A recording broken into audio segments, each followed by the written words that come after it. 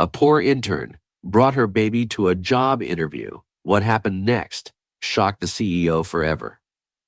Sophie Bennett froze as her application portfolio slipped from trembling fingers, scattering across the polished marble floor of Crestwood Industries' executive suite. Time seemed to suspend as the CEO's piercing emerald green eyes widened, meeting hers for a fraction of a second before shifting to the toddler squirming against Sophie's hip. Just minutes earlier, she had been rushing through downtown Seattle, the autumn wind biting through her worn coat as rain threatened overhead. The babysitter had canceled last minute again, leaving Sophie with no choice but to bring 2-year-old Mia to the most important interview of her life. A prestigious internship at Crestwood Industries could change everything for them, providing the stability they desperately needed after 2 years of struggle since Mia's birth. "I'm so sorry, Mr. Grayson," Sophie stammered, her cheeks burning as she bent to gather her fallen papers. "She's just in that phase where she calls every man." But Ethan Grayson wasn't listening. His normally commanding presence seemed to waver as he stared at Mia's cherubic face, her golden curls and striking hazel eyes mirroring his own with unsettling precision. "Leave us," he ordered the HR director, who stood nearby, visibly uncomfortable. "Miss Bennett, please come into my office. Bring the child." Sophie's heart hammered against her ribs as she followed him, clutching Mia tighter. This wasn't how she'd planned to make an impression. At 24, she had spent the last 2 years balancing community college classes with part-time work, fighting her way toward a better life after being abandoned while pregnant. The internship application had been a long shot. She knew her resume couldn't compete with candidates from elite universities, but desperation had made her bold. Ethan closed the heavy door behind them, gesturing toward a chair opposite his imposing desk. The corner office offered a sweeping view of Puget Sound, the city's skyline stark against gray skies, worlds away from Sophie's cramped studio apartment on the outskirts of town. "Your name again?" His voice was controlled, measured. "Sophie Bennett, sir. I'm applying for the marketing internship." She shifted Mia on her lap, feeling increasingly out of place. "I apologize about bringing my daughter. My childcare fell through and I couldn't miss this opportunity." He didn't acknowledge her explanation. Instead, he studied Mia with an intensity that made Sophie instinctively protective. "And her name?" The question was soft but strained. "Mia, she's 2. A muscle twitched in his jaw. 2 years and how many months?" The oddly specific question sent a chill down Sophie's spine. "She'll be 2 years and 3 months next week." Ethan turned abruptly to face the window, hands clasped behind his back. At 38, he was younger than most CEOs of companies this size, but his reputation for brilliance and ruthlessness preceded him. Business magazines called him Seattle's most eligible bachelor, though rumors of a broken engagement about 3 years ago occasionally surfaced in gossip columns. "Where is her father?" The blunt question stung.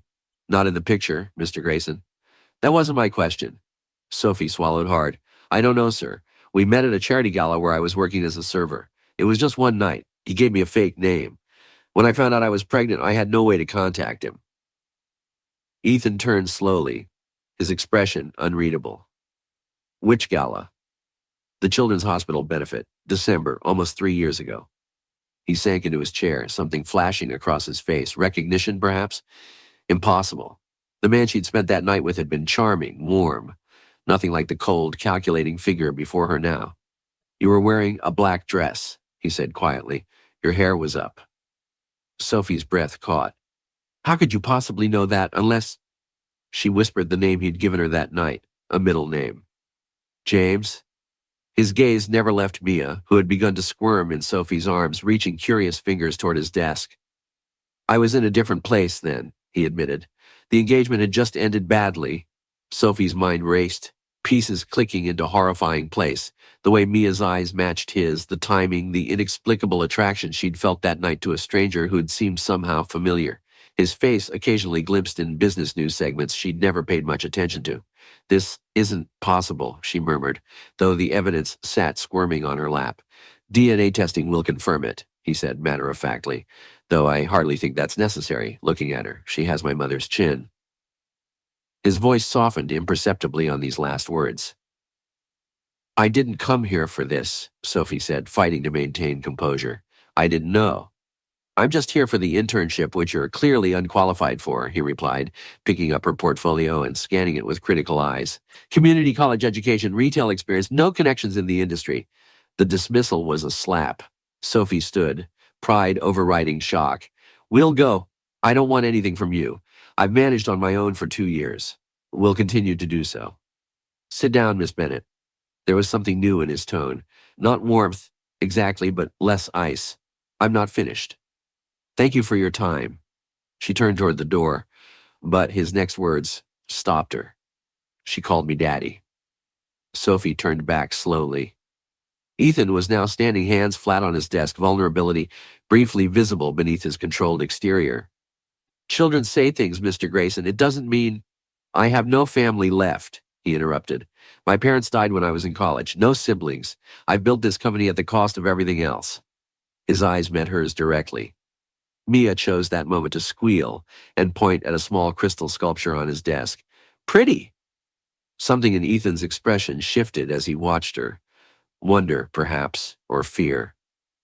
I have a proposition for you, Miss Bennett. One that benefits us both.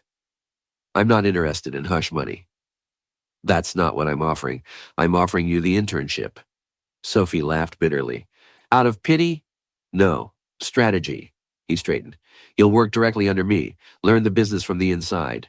If what you say is true, that you had no idea who I was, then I need to understand exactly who you are before I determine how to proceed regarding Mia. She's not a business problem to solve, Sophie said sharply. No, he agreed. She's much more complicated. For the first time, a ghost of a smile touched his lips. Apparently, so are you. Few people would turn down any opportunity I offered. I'm not most people. Clearly. He picked up his phone. Janice, prepare an employment contract for Sophie Bennett, executive assistant intern position effective immediately, and have the penthouse guest suite prepared. Sophie's jaw dropped. I'm not living here. The company maintains apartments for visiting executives. You'll stay there temporarily while we sort this out. His tone left no room for argument. Unless you prefer, I'll file for emergency custody today, Ethan said, his voice calm but laced with authority. My legal team is quite effective. The threat sent ice through Sophie's veins. You wouldn't. His expression softened fractionally. I don't want to.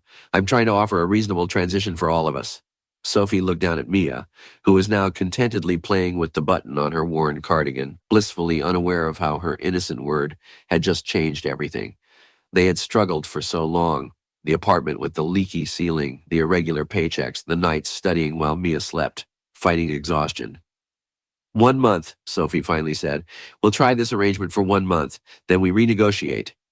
Ethan nodded once, coming around the desk to stand before them. Up close, Sophie could see lines of fatigue around his eyes that the magazines never captured. Hello, Mia, he said softly, crouching to the toddler's eye level. Mia regarded him solemnly before breaking into a luminous smile. Hi! And in that moment, Sophie saw it. The first genuine emotion to cross Ethan Grayson's face. Pure, undisguised wonder. Sophie spent her first week at Crestwood Industries in a state of perpetual disbelief. The corporate apartment Ethan had arranged for them was larger than any place she'd ever lived, a 2-bedroom suite with floor-to-ceiling windows overlooking the city's glittering skyline. Mia had her own room for the first time, complete with a toddler bed that had mysteriously appeared the day after their arrival, along with a chest of age-appropriate toys. You didn't have to do this, Sophie had said when she saw it. It's practical, Ethan replied, his expression unreadable. She needs somewhere to sleep. Their working arrangement was equally surreal. As Ethan's executive assistant intern, Sophie found herself thrown into the deep end of corporate operations as she shadowed him in meetings with international clients, took notes during board presentations, and was expected to understand complex business principles with minimal explanation. Ethan was a demanding boss, brilliant but exacting with little patience for errors. If you're going to be here, you might as well learn something useful, he told her on her second day, dropping a stack of financial reports on her desk. Read these by tomorrow morning. Sophie stayed up until 3 a.m., doing exactly that, determined not to give him any reason to question her capabilities. A company-approved nanny cared for Mia during working hours, bringing her to the office for lunch each day, a concession Sophie had insisted upon. These midday breaks became the only peaceful moments in her otherwise chaotic schedule. Though she often felt Ethan's gaze on them from across the executive lounge, he kept his distance from Mia, observing but rarely interacting. Sophie couldn't decide if this stemmed from caution or disinterest. The DNA test he'd immediately arranged had confirmed what those matching hazel eyes had already told them, but Ethan had said little about it since receiving the results, throwing himself even more intensely into work. On Friday afternoon of her first week, Sophie was organizing Ethan's calendar when his private line rang. She had been instructed never to answer it, but after 4 rings with no response from his office, she hesitantly picked up. Ethan Grayson's office. Who is this? Tell him his aunt called, demanded a sharp female voice. Tell him I know about the child. The line went dead before Sophie could respond. She sat frozen, the receiver still in her hand, until Ethan returned 20 minutes later. There was a call, she said, trying to keep her voice steady. A woman claiming to be your aunt. She said she knows about Mia. Ethan's face hardened. I don't have an aunt. Then who? Vanessa Bradford, he said, jaw tight. My ex-fiance's mother, a board member and major shareholder. He checked his watch. Go home early today. We'll be attending a dinner tomorrow night. The annual Crestwood Foundation Gala, Sophie clarified, indignation rising. First, you can't just command me to attend social functions outside of work hours. Second, I can dress myself. Not for this, you can't, he replied dismissively. This is business, Sophie. The Bradford family has been trying to gain controlling interest in my company for years. My broken engagement to Catherine was supposed to merge our family's holdings. They didn't take it well when I ended things, and now they know about Mia, Sophie concluded, understanding dawning. They'll use her against you somehow. Something like respect flickered across his face. You catch on quickly. Why did you end the engagement? The question slipped out before she could stop it. Ethan's expression closed off immediately. That's not relevant to your position here. It might be relevant to my daughter's future. Our daughter, he corrected quietly. The words hung between them like a physical presence. Sophie softened. I'm sorry, I'm still adjusting to that reality. Ethan sighed, running a hand through his immaculately styled hair, a rare gesture of discomposure. The night we met, the gala, I'd ended things with Catherine that morning after discovering she'd been feeding corporate intelligence to her family's company. The engagement had been more strategic than passionate to begin with, but the betrayal, he shook his head. I rarely drink. That night was an exception. I remember, Sophie said softly, recalling the intensity in his eyes as they talked for hours in a quiet corner of the ballroom. He'd been different, then unguarded, almost gentle, nothing like the stern CEO who now stood before her. I didn't give you a fake name to be deceptive, he continued. Everyone in business circles calls me Ethan. James is a family name I rarely use. It doesn't matter now, Sophie said, though somewhere deep down it did. That night had meant something to her, even before its consequences had changed her life forever. What matters is protecting Mia. Ethan's phone buzzed, and he glanced at it, frowning. Tomorrow, 7 p.m., the car will pick you up. His tone made it clear the conversation was over. A glimpse of glamour. The dress that arrived the next day took Sophie's breath away, a midnight blue gown with a modest neckline and an open back that flowed gracefully to the floor. It fit perfectly, as did the accompanying silver heels that probably cost more than her previous month's rent. She wondered briefly how Ethan knew her size, but decided not to dwell on it. When he arrived to escort her, Sophie almost didn't recognize him. Gone was the severe business attire, replaced by an impeccably tailored tuxedo that softened his usual intimidating presence. For a moment, he looked more like the James she'd met 3 years ago. You look, he began, then seemed to think better of whatever he'd planned to say. Appropriate. Good. Sophie might have laughed at his awkwardness if she weren't so nervous herself. The Crestwood Foundation Gala was held at the city's most exclusive hotel, its grand ballroom glittering with Seattle's elite. As they stepped inside, Sophie felt like she had entered another world, one where she didn't belong. As Sophie navigates the glitz and glamour of Ethan's world, she must decide whether to trust him or protect Mia from the dangers lurking beneath the surface. Will their fragile alliance hold, or will external forces tear them apart? The ballroom was transformed into a winter wonderland, despite the autumn season outside. Sophie recognized faces from television and business magazines, feeling increasingly out of place despite her designer attire. Stay close, Ethan murmured as they entered, his hand coming to rest lightly at the small of her back. The Bradfords will be watching. What exactly am I supposed to do? Sophie whispered. Just be yourself. That's disarming enough. Was that almost a compliment? They made it through cocktails and part of dinner with nothing more dramatic than curious glances and whispered conversations that faltered as they passed. Ethan introduced her simply as Sophie Bennett, my new assistant, with no elaboration. She noticed how others deferred to him, respect tinged with fear. It was during dessert that the confrontation came. A striking woman in her 50s approached their table, champagne flute in hand. Her smile didn't reach her calculating eyes. Ethan, darling, Vanessa Bradford purred. How neglectful of you not to say hello. Vanessa, Ethan replied, his tone glacial. I assumed we had nothing to say to each other. On the contrary, Vanessa said, her gaze shifting to Sophie, assessing and dismissive in the same glance. Aren't you going to introduce your assistant? The pause before the last word made its implication clear. Sophie straightened her shoulders, extending her hand with more confidence than she felt. Sophie Bennett, pleasure to meet you. Vanessa ignored the offered hand. Tell me, does your daughter have Ethan's eyes? I hear the resemblance is quite striking. Nearby conversations quieted. Ethan stood slowly, his expression dangerous. That's enough, Vanessa. Is it? Vanessa challenged. The board might be interested to know that the CEO they trust with their investments has been hiding an illegitimate child, one whose mother he's now installed in the company through a position she's clearly unqualified for. Sophie felt the room's attention shift to her, judgment in every gaze. Heat climbed her neck as whispers erupted around them. My personal life is not board business, Ethan said, his voice low but sharp. It is when it affects company reputation, Vanessa countered. Catherine was devastated when you discarded her. If she knew you'd already impregnated someone else. You need to stop talking now, Ethan interrupted, his control visibly slipping. Sophie stood, unable to bear being discussed as if she weren't present. Miss Bradford, with all due respect, you know nothing about me or my daughter. You're making assumptions based on gossip. Am I wrong? Vanessa challenged, her eyes glittering with malice. Before Sophie could respond, Ethan stepped between them, taking her elbow gently but firmly. We're leaving. The ride back to the apartment was silent, tension crackling between them. It wasn't until they were alone in the elevator that Ethan finally spoke. I apologize for Vanessa's behavior. That was unacceptable.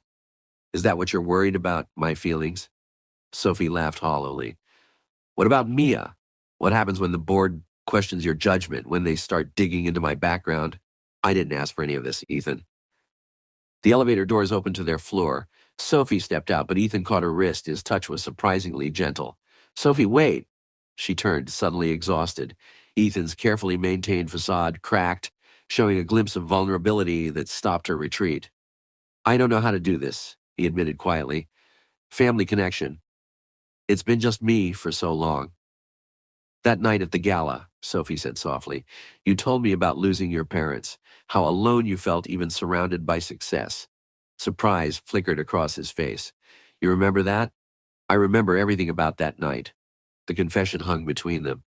You were kind, thoughtful, nothing like I am now, he finished, releasing her wrist. People change, Ethan. Success requires sacrifice. No, it doesn't. Not of everything human. For a moment, she thought she'd gone too far. Then, unexpectedly, Ethan smiled, a small, genuine expression that transformed his face. You really aren't afraid of me, are you? Should I be? Most people are. You're not most people. He agreed, his gaze holding hers, longer than necessary. Their moment was interrupted as the apartment door opened suddenly. The nanny appeared with a distressed Mia in her arms. Miss Bennett, she's running a fever. It came on suddenly about an hour ago. All other concerns vanished as Sophie rushed to take her daughter, feeling the heat radiating from her small body. She's burning up. We need to get her to a doctor. I'll call my personal physician, Ethan said, already reaching for his phone. That will take too long. She needs an emergency room, now. Without hesitation, Ethan guided them back to the elevator. My driver's still outside. We'll be there in 10 minutes. As the doors closed, Sophie felt his hand on her shoulder, steadying, reassuring. In that moment, she glimpsed again the man she'd met 3 years ago, and something shifted between them as they rushed toward the unknown together. 3 hours in the pediatric emergency room transformed Ethan Grayson in ways Sophie could never have anticipated. Gone was the commanding CEO, replaced by a man pacing anxiously in the sterile hallway, repeatedly checking his watch, not from impatience but genuine concern. When the doctor finally confirmed that Mia had nothing more serious than an ear infection that would respond well to antibiotics, the relief on Ethan's face was unmistakable. "I could have arranged a private doctor," he muttered, as they waited for the prescription. "Sometimes the ordinary solution is the right one," Sophie replied, cradling a drowsy Mia against her shoulder. "Being rich doesn't always change the fundamentals." Ethan considered this, then nodded slowly. "A perspective I likely need more often." By the time they returned to the apartment, Mia's fever had begun to subside. Sophie settled her in bed, singing softly until the toddler drifted to sleep. When she emerged from the bedroom, she was surprised to find Ethan still there, jacket discarded, sleeves rolled up as he worked on his laptop at the dining table. "You didn't have to stay," she said. He looked up, shadows under his eyes. "I wanted to be sure she was all right." "She is, thanks to you getting us there so quickly." An awkward silence fell between them, a moment suspended between their professional relationship and something more personal, neither prepared to name. "I'll handle Vanessa," Ethan said finally, his voice firm. Ethan finally spoke, returning to safer territory. "Vanessa won't cause problems for you or Mia." "She seemed quite determined," Sophie countered. "I know things about the Bradford family they'd prefer remain private. Business is often about leverage." Sophie frowned. "That sounds like blackmail." "I prefer to think of it as mutually assured destruction." He closed his laptop. "In any case, I've called an emergency board meeting for Monday morning. I'll address the situation directly before rumors spread further." "And what exactly is the situation?" Sophie asked, crossing her arms. Ethan met her gaze steadily. "That I have a daughter I recently discovered, and I intend to be part of her life. How that affects the company is irrelevant." The directness of his statement took Sophie by surprise. "You barely know her." "I'd like to change that," he said, his voice softening, "if you'll allow it." Sophie sank into the chair across from him, the exhaustion of the evening catching up with her. "It's not about what I'll allow, Ethan. It's about what's best for Mia. She's not some corporate acquisition you can just decide to have.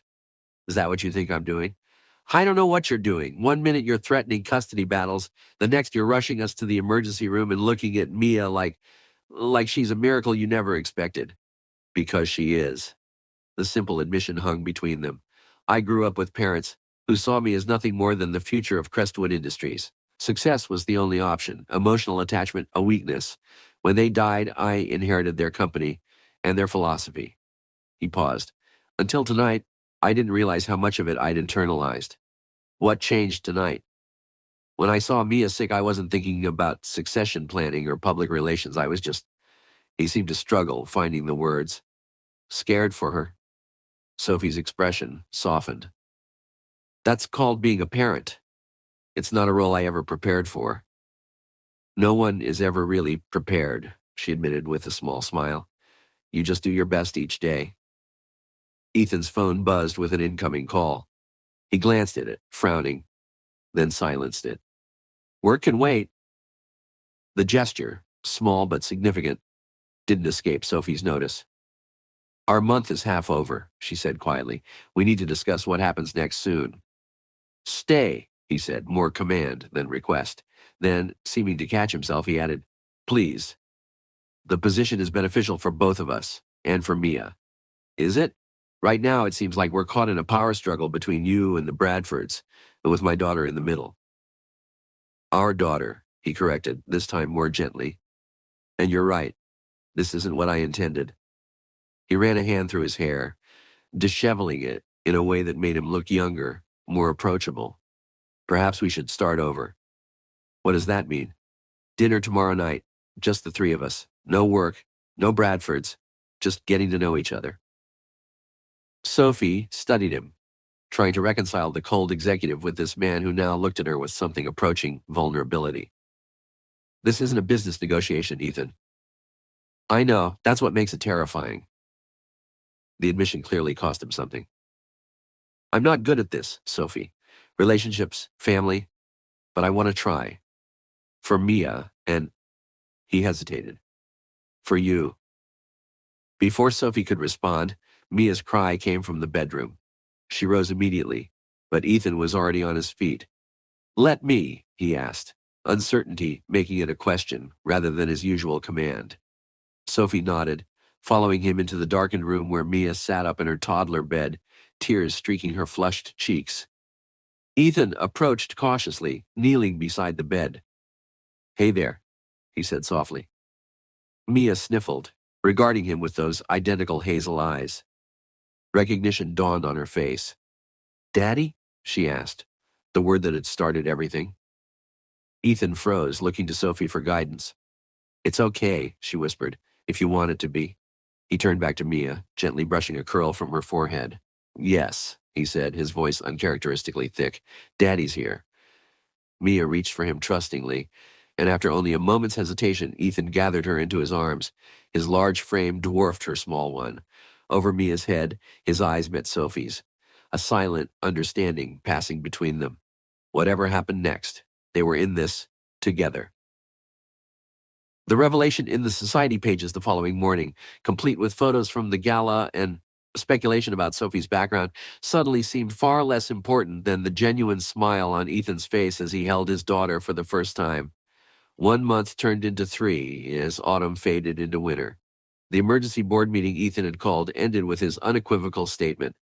Mia was his daughter, and anyone who had a problem with that could sell their shares immediately. Surprisingly, the business world largely applauded his directness, and Crestwood Industries' stock rose 3 points that week. Vanessa Bradford resigned from the board the following day. Sophie continued as Ethan's assistant, though her role evolved as he recognized her natural talent for marketing and consumer psychology.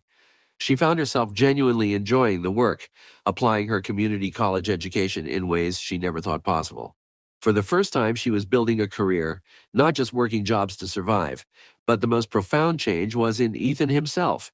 The man who once scheduled meetings in 15-minute increments now regularly left the office by 6 to have dinner with Sophie and Mia. The executive who had treated emotions as irrelevant began to smile, tentatively at first, then more freely. Board members who had worked with him for years commented on the transformation, though few knew its source. Their family dinners had become a nightly ritual.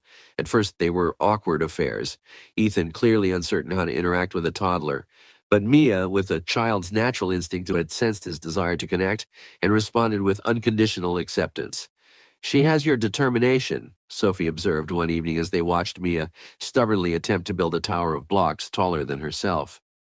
"She won't quit until she succeeds." "But she has your heart," Ethan replied softly. "That makes all the difference." They were careful with each other, neither willing to rush whatever was growing between them. Ethan had formally acknowledged paternity, setting up a trust for Mia's future, but Sophie insisted on maintaining her independence, continuing to earn her own way. "I don't want her to grow up thinking money solves everything," she explained when Ethan questioned why she wouldn't accept more financial support. "Neither do I," he admitted. "That was my childhood. Everything had a price tag, including affection." On a snowy December evening, exactly 1 year after they'd first met at the charity gala, Ethan invited Sophie to dinner, just the two of them. The company's private dining room had been transformed with candles and white roses, Seattle's skyline glittering through the windows. "This feels suspiciously like a date," Sophie said as he held her chair. "That was the intention." Ethan poured champagne, his normally steady hand betraying a slight tremor. "I wanted to mark the anniversary." "You remember the exact date?" "I remember everything about that night," he said, echoing her words from months before. "It was the first time in years I felt seen," Ethan said softly, his voice carrying a vulnerability Sophie had rarely heard. "Not as the CEO or the Crestwood heir, just as myself." Sophie studied him across the table. "And who is that, the real Ethan Grayson?" He considered the question seriously. "I'm still figuring that out. For so long, the company was everything. Success was the only metric that mattered." He met her gaze. "You and Mia changed that." "We didn't change you, Ethan. We just showed you there was more to life than balance sheets and quarterly reports, much more." He agreed, reaching across the table to take her hand. "When you and Mia came into my life, however unconventionally, you forced me to confront how empty it had become. I had achievement without meaning, success without joy, and now—" His hazel eyes, so like Mia's, held hers intently. "Now I understand what truly matters. Family, connection, love." The last word hung between them, neither acknowledging its weight until Sophie squeezed his hand gently. I was so angry at first, she admitted. Scared you'd try to take Mia away, convinced you were the cold, calculating businessman everyone described. I was, he said honestly, but not anymore, not with you. They talked for hours, revisiting their first meeting, filling in the missing years. Ethan spoke of the loneliness that had driven him to achieve at any cost. Sophie shared her struggles as a single mother, determined to create a better life. As the evening drew to a close, snow began to fall more heavily outside, blanketing the city in white. Stay, Ethan said as they stood to leave. Not in the guest room tonight? His answer was a kiss, tentative at first, then deepening as she responded. It felt both familiar and entirely new, a reconnection and a beginning, simultaneously. Later, as they lay together in the darkness, Ethan traced lazy patterns on her shoulder. Move in with me, he murmured. Not the corporate apartment, my home, both of you. That's a big step. We've been taking steps toward each other since the moment Mia called me daddy in that conference room. He propped himself up on one elbow, his expression earnest in the dim light. I love her, Sophie. And I love you. I think I have since that first night, though I wasn't ready to recognize it then. Sophie touched his face gently. The man I met that night. I see him more clearly now. He was always there, just buried under expectations and responsibility. You found him again. We did, she corrected, together. 3 months later, on a spring morning filled with promise, Ethan Grayson, no longer Seattle's most eligible bachelor, watched as Sophie walked toward him in a simple white dress. Mia skipped ahead, scattering rose petals with more enthusiasm than accuracy. The ceremony was small, attended only by close friends and trusted colleagues. No society photographers, no business connections, none of the trappings Ethan once would have considered essential. Ready? Sophie asked, reaching aside. Ethan looked at the woman who had transformed his life with a single word from their daughter's lips and felt a certainty he'd never known in business dealings or corporate acquisitions. I've been ready since the moment you walked into my office, he replied, taking her hand. I just didn't know it yet. As they exchanged vows with Mia dancing impatiently around their feet, Ethan reflected on how completely his priorities had shifted. The company still mattered, but as a legacy to build for their daughter, and perhaps future children, not as the cold measure of his worth. That evening, as they put Mia to bed together in their home, she looked up at them with those striking hazel eyes that had first revealed their connection. Story, Daddy, she demanded, already knowing the answer. Ethan smiled at Sophie before turning back to their daughter. Once upon a time, he began, a very lucky man met a very special woman at a party. That's us, Mia exclaimed delightedly, recognizing her favorite bedtime tale. That's right, Sophie agreed, leaning against Ethan's shoulder. That's us. Later, watching the city lights from their bedroom, Ethan wrapped his arms around Sophie from behind. Thank you, he murmured against her hair. For what? For giving me a chance to be more than my company, for showing me what family really means. Sophie turned in his embrace. Our story didn't exactly have a conventional beginning. No, he agreed with a smile, but it has a perfect middle. He kissed her gently. And the ending? We're still writing that together.